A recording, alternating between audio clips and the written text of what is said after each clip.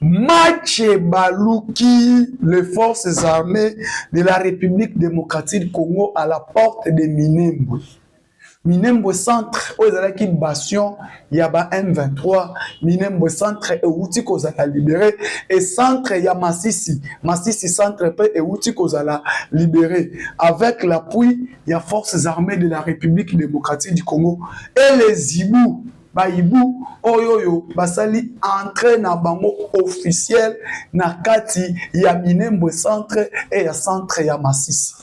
Bande konangai ba congolais lelo eza ya koyinda Minembwe na Masisi. Les deux bastions, moko bastion ya ba M23, moko zaleki bastion ya ba Twiraneru. Awawa et outi kozala libéré par nos forces armées de la République démocratique du Congo avec les Ibu et les Wazalendo. Ba récupérer yango pe bakoti wapi.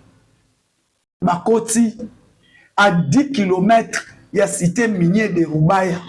Rubaya, oyoyo, bandeko boyebi, ba M23, RDF, place Bazala, Baza, Rubaya centre récupéré.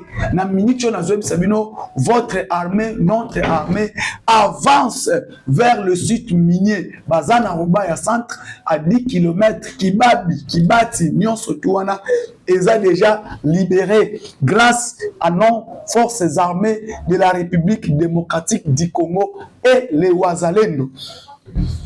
Bande konangai ba Congolais nini eleki et nini ezoko salema na minichoyo. Premièrement, partagez, likez cette émission. Partagez, likez l'émission et que ça la biso malamu mingi bisika nyonso tout bozali ba fidèle abonné ya chaîne na biso Otoben Congo KN8 Info télévision. La situation est au contrôle. L'armée rwandaise et ses supplétifs du M23 baza en débandade. Parlons épée. Bandeko, félicitations d'abord et bandi par nos léopards. Léopard, il y a République démocratique du Congo. Les léopards. Léopard passe l'exploit Makassi. 52 ans après. 52 ans après. 52 ans après, Léopard et la République démocratique du Congo va participer à pays mondial. Le dernier mondial Yasuka Tokena, c'était en 1974. 1974, la République démocratique du Congo encaissait 14 billes. Tu encaissais 14 billes, 0 billes marqué, tu encaissais 14 billes, tu as mis mon côté. La République démocratique du Congo, à l'époque là des Zaïre, tu participais à la première mondiale Nabiso Tokenda. Token mondial, tu encaissais 14 billes. Tu as 9-0 en Yougoslavie, tu encaissé 14 billes, tu as 0 points, tu as habité. Cette fois-ci, 2026, 52 ans après, avec Félix Antoine Tshisekedi Tshilombo, Léopard et la République démocratique du Congo, sur le plan interne, aujourd'hui, l'équipe nationale, il y a République démocratique du Congo, prime ya ba joueur kitoko, transport na bango kitoko, logement na bango eza kitoko. Et là, on va la République démocratique du Congo concernant prime, ba joueur ba la sous prime te, équipe nini stage na bango eza kitoko. Cette fois-ci, le président a fongola ki misunaï. Le président de la République Félix Antoine Tshisekedi Tshilombo a fongola ki misunaï. Ya kotala équipe nationale yemoko alandela. Comment les joueurs sont payés? Ba joueurs bazolia ndenge nini? Prime na bango bazokozwa yango ndenge nini? Je vous informe. L'équipe nationale de la République démocratique du Congo te joué qui 2 matchs amicaux avant de beta Coupe du Monde. On a joué avec Danemark, on a joué avec Chili. Na Orléans, là où l'équipe était logée en France. Bazwa qui prime il y a match amicaux mi balé. Les 2 matchs amicaux qu'on a joué avec Chili et Danemark. équipe nationale bazwa qui prime ba match wana avant ba comme aux États-Unis d'Amérique. Au moment où je vous parle, je vous confirme, Léopard de la République démocratique du Congo bazwa qui déjà prime, il y a les 3 matchs prime, il y a match, il y a Portugal, prime, il y a match, il y a Colombie, prime, il y a match, il y a Ouzbékistan. Bazwa qui va prime nango déjà. Ceux qui restent, s'ils seront qualifiés dans la 8e de finale, ils vont toucher encore leur prime. Il y a 8e de finale. Le nom Nazouem Sabino, et ça les maté. Et ça les m'a quitté. Donc, le président de la République a amené quand même un vent nouveau. Un vent nouveau à notre équipe. Et ça, Sony, bateau balo bakeno, victoire wana. Bon, le Belangote, Ezali, na bilan, il y a Félix Tshisekedi, oui. Na bilan, un chef de l'État, Bakobeta Masolo. Les gens vont dire, il y a eu un moment, la République démocratique du Congo était dirigée par un président Félix Tshisekedi. En 2026, Léopard est allé jouer la Coupe du Monde. Et dans cette Coupe du Monde, il y a eu un joueur qu'on appelle Wissa. Oui, ce qui a marqué Bi, c'est toute première Bi de l'histoire de la République démocratique du Congo en Coupe du Monde. Depuis Coupe du Monde exista, RDC, première Bi a marqué la Coupe du Monde. C'est Félix, c'est avec Wissa. Donc Wissa a continué l'histoire. Wissa a continué l'histoire de la République démocratique du Congo. C'est le premier joueur de l'histoire du Congo. Dans la Coupe du Monde, il y a marqué Bi dans la Coupe du Monde. C'est Yohan Wissa. C'est Yohan Wissa. Donc, l'histoire de la République démocratique du Congo, les Congolais retiendront que Léopard à Congo, le mondial avec Félix Tshisekedi président. Et le joueur qui a marqué le but dans la Coupe du Monde, c'est Yohan Wissa.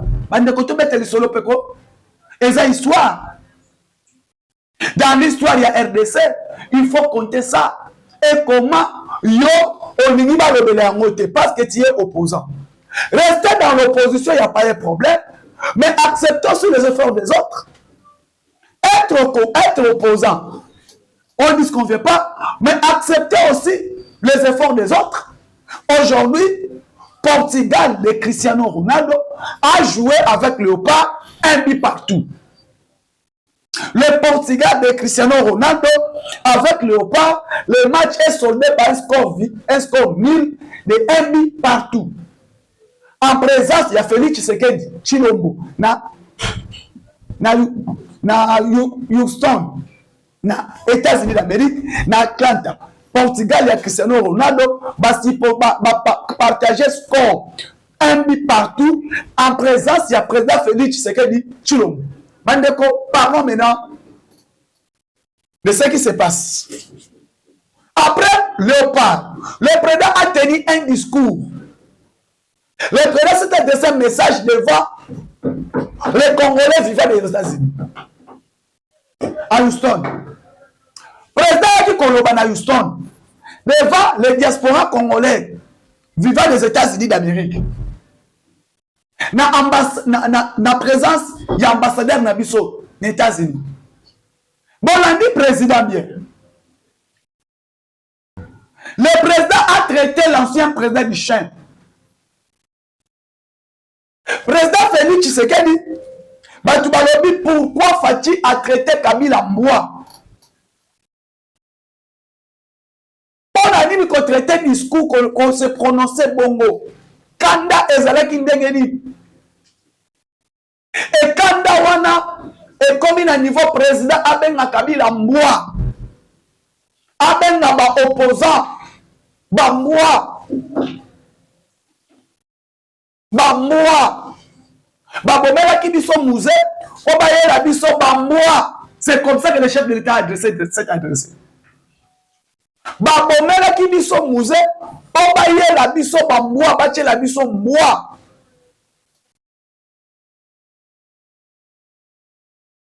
Discours wana et pas si panique pour le moment na classe politique congolaise. Pourquoi Fati a été plus loin bongo? Pourquoi Président Tshisekedi est allé plus loin? Le président a parlé. Le président était tellement en colère. Oh, où tu es Koufa? Bakoseli Batunan. Na marche na bango, il y a eu des morts. Donc, pendant que tu as Moutouma pour profiter, 0 blessé. Et pour comment on a été, ba opposant nyonso, ba zoki ka place moko. Ba mon nyonso, ba zoki ka place moko. C'est 64. Président Robi, on croyait que Kagame est celle qui déstabilise la République démocratique du Congo. Bisogno surtout, idée n'a biso que Kagame qui déstabilise la République démocratique du Congo.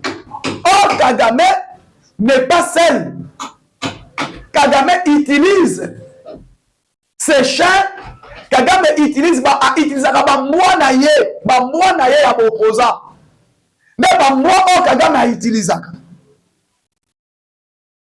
Et tokotika bango te, tokena bango tina suka, maloba ya président de la République. Kagame azalaka na bambwa na ye, o a utilisé. Pour déstabiliser la République démocratique du Congo, Kagame utilise ses chiens. Et bambwa na ye ba yebani. Dans l'opposition, Kagame azala bambwa na ye, o a utilisé, o a manipulé. Ce n'est pas seulement que Kagame est seul, déstabilise la République seule, mais Kagame utilise ses chiens. Voici le terme que le président de la République a utilisé. Na kobengo bamboa tendengeni. Bino boza ba Congolais. Le lobo mimi bo soutenir muto aza agresseur à Congo. Nani abo sani. Le président de la République n'a pas dit je vais changer la constitution. Mais le président de la République a demandé concernant le changement de la constitution, concernant le référendum, le peuple va s'exprimer. Le peuple va s'exprimer seul. Mais les parlementaires, Bamoni et que non, peuple, il y a est à s'exprimer. Or, changement de la constitution, et aussi un gars que le peuple refait voter en un référendum. Dans l'article 218 alinéa D, ce qui ont tangi, l'article 218 alinéa D, vous allez comprendre le choix, qu'est-ce qui va se passer. En dehors du peuple, le parlementaire, le représentant du peuple, ce qui veut dire le député national et le sénateur, peuvent entrer en congrès, statuer la place du peuple, parce que ce sont des élus du peuple. Les élus du peuple, qui veut dire le parlementaire, peuvent s'exprimer, statuer sur le changement de la constitution. Et que ça, les m'appelle dans le parlement. Et qu'on change même dans le parlement. Parce que, Goma wana azana ba député ba votama na Goma. Masisi Ubaya, Masisi azana ba député nango. Minembo azana ba député nango. Uvira azana ba député nango. Bukavu azana ba député nango. Goma azana ba député nango. Beni azana ba député. Butembo e bazali ba parlementaire bazali. Bon baza ba eli ya ba province on atangeli bino. Qui veut dire, donc aujourd'hui, les parlementaires vont s'exprimer sur le changement de la constitution sans toutefois, et passer par référendum à peuple.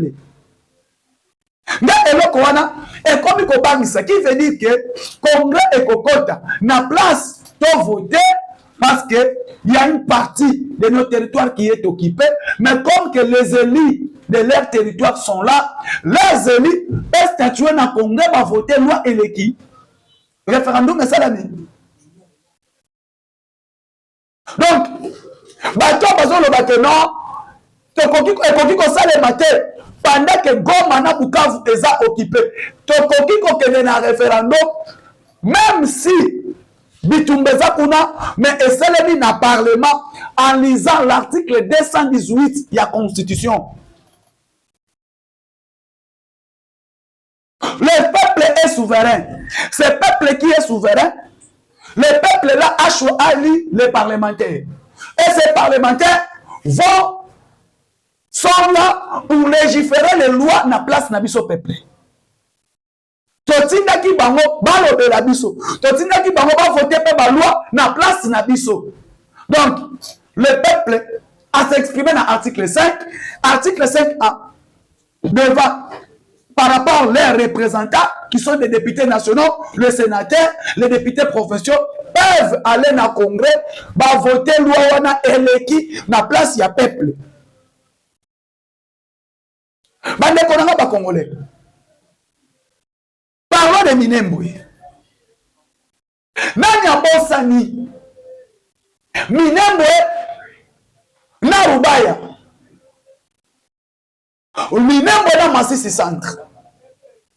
Débattion ya ba M23. Débattion moko ya barenta baraturanero, moko ya ba M23.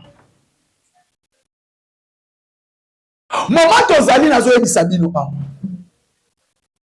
Minembwe est déjà contrôlé par votre armée. Minembwe est contrôlé par notre armée, les forces armées de la République démocratique du Congo. Bazana kata Minembwe. Minembwe centre et Rubaya. Les forces armées de la République démocratique du Congo, bakoti na Minembwe centre et Rubaya. Masisi centre, pardon. Minembwe centre. Vous avez qui passe sur la M23. Na centre. Il y a Masisi. Na minute na zone sabino Masisi centre. Minembwe centre. Centre de Rubaya. Nyonso tu wana. Kibabi est occupé par les forces armées de la République démocratique du Congo. Bitumbe zalaki na aéroport de Minembwe. Touti conquérir cet aéroport de Minembwe. On a préparé l'aéroport international de Minembwe par Azalia Surubero. Parce que leur mission était accomplie. D'accomplir quoi? De récupérer Minembwe, de récupérer au plateau de Fizi, Baraka, Idjoué, jusqu'à ce que va se lancer. Et puis, va préparer la saut na Kindu. Et na Kisangani. Mais awa na zwe bisabino, calcul na bango eke na mai. Noto bazalaki nango. Banaki kolota, ezalaki noto. Ekotika la kapeka ka noto. Awa wana minichoyo, l'armée congolaise, les forces armées de la République démocratique du Congo, et les Wazalendo, ba potoli ba localité nyonso tuwana. Et na eloko kamusibiso. Na kati ya aéroport de Minembwe. Bitumba Minembwe, tala ba mercenaire o Kagame akotisaki. Kagame akotisaki ba mercenaire français, ba mercenaire chinois, ba mercenaire ougandais et kenyan. Donc na bitumba Minembwe, toyeko découvrir plusieurs mercenaires oyo bakotaki babundaka. Babundelaka Rwanda. Bato babundelaka Rwanda na kati ya Minembwe. Tomoni bango. La situation est au contrôle. L'armée rwandaise et ses supplétifs de M23 va perdre guerre. Bitumba Minembwe va perdre yango. Va perdre yango ba localité wana ya Minembwe. Les forces armées de la République démocratique du Congo bazo au contrôler Minembwe Mobimba. Grâce de nos Zibou, grâce de nos Guempars. Donc, les militaires Oroyo, Fachi Abeton a formé. Les militaires que le chef de l'État a formés, ces militaires sont là pour contrôler, contrecarrer la position de l'armée rwandaise. Qu'est-ce qui se passe? Alors, Rwanda a perdu Minembwe. Rwanda a perdu Minembwe. Paul Kagame a perdu le contrôle de Minembwe Mobimba. Minembwe Mobimba, Kagame a perdu le contrôle na yango. Ce qu'elle a perdu le contrôle na yango. Position nini ezokinde. nini ekokomela Kagame nayebisaki bino bilieki Kagame bikoki Paul Kagame ayeba yango na lelo ana eloko koteya te ana eloko kolobela pe faci te parce que lelo oyo Rwanda aza en perte de vitesse. L'armée rwandaise et ses supplétifs de M23 bazolela matanga eza makasi na Kigali. Matanga eza makasi na Kigali. Où l'armée rwandaise et ses supplétifs de M23 ils ont perdu la guerre et la bataille. Bango bakanisaki ke bakokota basala oyo basalaka babotoli binembwe basali nyonso tout. Et je vous dis, des généraux sont aux arrêts. Kagame, Emmanuel Macron azoluka nyonso a négocié na Félix Tshisekedi pour ba répatrier ba militaire na ye. Ba français o bakangami. Ba français o bakangami na kati ya minembwe. On a arrêté des Français, on a arrêté des Belges, on a arrêté plusieurs mercenaires et des Polonais. Mais les Français, Bakoufi, une affaire de 8 militaires français. Oh, Bakangami, c'est 7 militaires français. Na Minembwe. 7 militaires français. Oh, Bakangami, Nakata Minembwe. Et position, et Yindeli, Kagame. Kagame, Yemoko, Azoko comprendre, et comme l'armée congolaise s'est exprimée. Notre armée s'est exprimée. La situation, les Ouazalendo, notre armée, nos Ouazalendo, nos Zibou, basés à côté les Baïbou, basés à côté Mboka. Nde eloko na nayebi sabino lelo Kagame amoni ke non na kokoka lisusu te fona senga bando Kagame akeluka Macron akena koluka na abengaki président Evariste Ndayishimiye, le président Evariste Ndayishimiye qui est le président du Burundi, président ya Burundi. Kagame akena komona président ya Burundi koke komona président ya Burundi na des dossiers. À quel moment le président Burundi prend des dossiers? 1. Intégration économique. Et le président Ndayishimiye a fait appel au chef de l'État, Fachi Beton.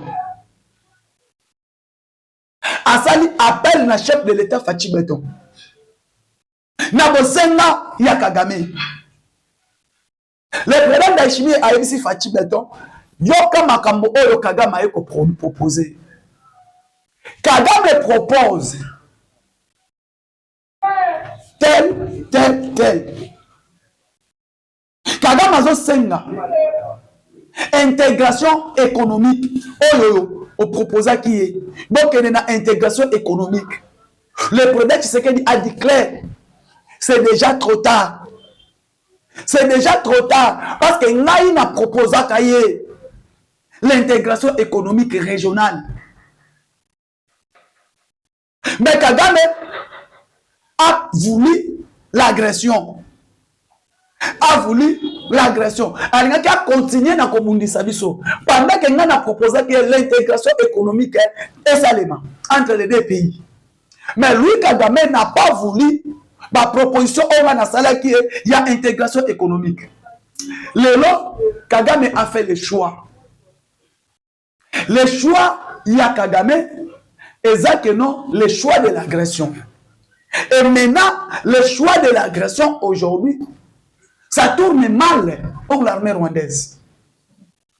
Pour la Rwanda. Et il est lié. Et pour il est là, et il est lié. Et ça dit que non, Rwanda a kokali sous-souté. A kokali sous-souté, bitumba oyo tozobunda. Eza bitumba oyo, lelo, la République démocratique du Congo. La République démocratique du Congo na Rwanda. Bitumba wana toyebisa kibino ke non eke na kosila. E kosila ya bitumba wana eza ke Kagame va regretter. Lelo tala bango. mandat d'arrêt international contre Nanga. Pierrot Aouté Lobango. Pierrot Azam Moutou Nabango, communicateur Nabango. Les M23 et l'armée rwandaise sont en débandade. Bazan débandade. Dans le centre de Masisi. Bazan débandade. Dans le centre de Minembwe. Bazan débandade. Dans Ouvira. Bazan débandade. Dans Baraka. Bazan débandade. Dans Calais. Je vous dis que côté Masisi, l'armée congolaise, les forces armées de la République et les Ouazalendo, ils ont reconquérir Masisi centre de Masisi, côté Kibambi, Kibati, Mikenge, Kakenge, Kikenge, nyonso tu wana, eza ba localité armée na biso na ba Ouazalendo ba uti kobotola. Et Kagame croyait qu'il peut donner des leçons à Fachi. En cas de ce qu'il a coupé sa Fachi leçon, leçon exacte. Awa on a vu simino que baza ya kosila. Baza ya kosila. Ya on a vu simino que notre armée, nous avons une armée fort et puissant. Tozana armée moko boye ezana ma capacité nyonso. Et cette armée aujourd'hui, et les Ouazalendo, bazo bunda et bazo ko récupérer ba localité. Bazo bunda et bazo ko récupérer ba localité, des localités et des localités. Et cette détermination que l'armée congolaise, oazo kosala, a lokla ki sa ba capacité na ye, ba capacité na ba compétence na ye. Et aujourd'hui, je peux vous dire, nous avons le meilleur armée dans l'Afrique. Parmi les meilleures armées, nous en avons les forces armées de la République démocratique du Congo. Mais le monde dit que Kagame azo lalate, Kagame azo lalate, on y est au Katanaï. À quel luka Macron? Macron, voyage naïe, il y a France. Et c'est là qui quelqu'un ça paraît naïe. Emmanuel Macron. Que non, faut que tu makambo, ça ne va pas. Macron, kuna yé moko pas le mike, kuna tu sais que d'akangi ba français. Le militaire français arrêté. Si au moment que Macron côté la que non, on va passer Rwanda mbongo, ba cheli Rwanda budget, tout, c'était déjà ça. La France, c'est parmi les pays qui nous agressaient.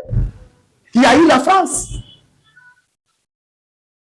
France, c'est l'un des agresseurs, il y a RDC. France.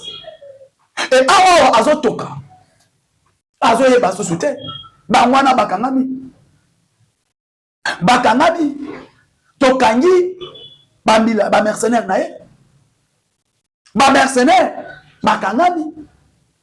Sikoy. Yaka koyo de la bisosusu. Makoya koloba. Macron a Kolobanini parce que les militaires n'est avec le preuve d'appui. Tokangi bango mettre dans la sac et awawa a Kolobasu suni. Situation se tourner ma bé pour na bango. Et tourner ma bé pour na bango. Awawa. Est wana neka président lobby Goma Bukavu et autres à la libérer. Bande ko na biso bana Goma bana Bukavu. Soyez calme. Restez calme. On va libérer Goma, on va libérer Bukavu. Dans peu de temps. Dans peu de temps, Goma Bukavu sera libéré. C64, bande des aventuriers. Aventuriers, bande misala ya Paul Kagame. Si bomona ki bango bazo sa la marche, l'opposition incapable ya ko se prononcer sur l'agression ya. Au Congo Sibi. Le pays est agressé. Pendant que le pays est agressé, bango bakangani. C64 bakangani. Bana misala ya Rwanda. Si vous voulez bakangami, bazo sala ba marche, bakebe, balobi le 8 juillet. Pendant que peut-être avant le 8 juillet, loi, référendum et qu'on a promulgué par le président. Mais bango ba annoncer le 8 juillet. Mais pas annoncer que Rwanda mutuaza agresseur à RDC. Ba ça la montée. kobanda Kaboud, kobanda Kaboud, Fayulu, Sesanga. Bakangani bango nyonso tu. Sesanga colonel, Sesanga rebelle na RCD. Sesanga. Martin Fayulu Boyebi, manipulé par les Français. Momo ya Kabila, bazui Momo, au Félix, c'est président de la République, le chef de l'État à Lobi Fachi Beton. Ba côté la qui biso tina basu ba pantalon. Ba côté la qui biso tina ba pantalon. Kagame. A côté qui tina ba pantalon na biso. Et vous côté na ba pantalon na biso avec l'appui de qui? Avec l'appui de ses opposants. Et bah opposant Kagame a manipulé la air nyonso. L'opposition. Kagame a somba a tchana poche naïe. Cette opposition. Aujourd'hui, les réalités sont là. L'opposition congolaise qui sont incapables de mobiliser aujourd'hui 4 personnes. Cette opposition, aujourd'hui, c'est cette opposition qui veut des marches, qui fait des marches pour soutenir l'agresseur qui est Kagame. Et le là, qui m'appelle la marche. Balobi que non, Torobima le quantième Balobi. Bache date. Et date wana bache, bande konanga ba Congolais, biso peto kozala na balbal. Personne ne va accepter que ce pays puisse être divisé. Bakumbi Lokuta, division tribaliste. Moïse Katoum, incapable d'affronter les problèmes. Affronter un problème, c'est Akimak. Bande konangai, totelema. Dès qu'on appelle Sibino, Minembo eza libéré. Rubaya, Massissi Centre est libéré. Awawa, arrestation en désordre ezali.